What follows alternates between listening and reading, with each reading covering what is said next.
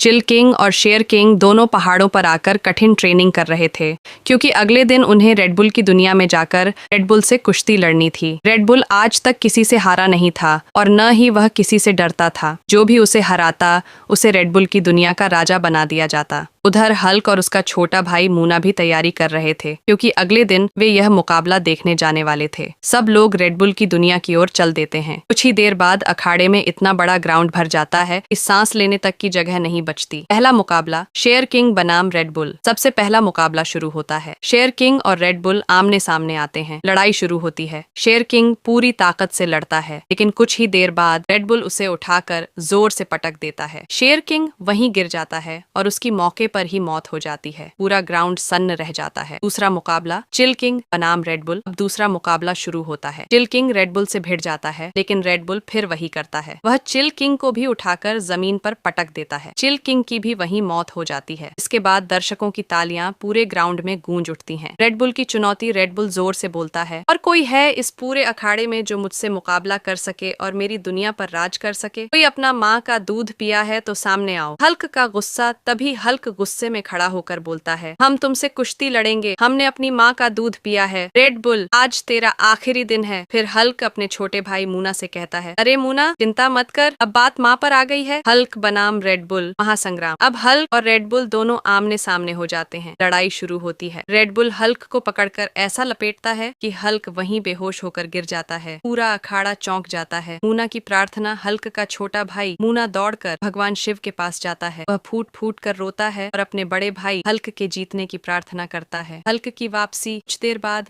Hulk धीरे धीरे उठता है। उसकी आंखों में गुस्सा और ताकत दोनों दिख रहे थे। हल्क कैमरे की तरफ देखकर बोलता है, अगर आप भी अपने छोटे भाई मूना जैसा प्यार करते हैं तो लाइक सब्सक्राइब करके कमेंट में लिखो प्रो। अंतिम बार फिर मुकाबला दोबारा शुरू होता है, लेकिन इस बार हल्क में नई शक्ति आ चुकी थी। हल्क रेडबुल को उठाता है और जोर से पटक देता। रेडबुल वहीं गिरकर मर जाता है। पूरा ग्राउंड खुशी से झूम उठता है। नई दुनिया का राजा अब रेडबुल की दुनिया का राजा हल्क को बना दिया जाता है। सब लोग हल्क के नाम के नारे लगाने लगते हैं। हल्क जीत गया।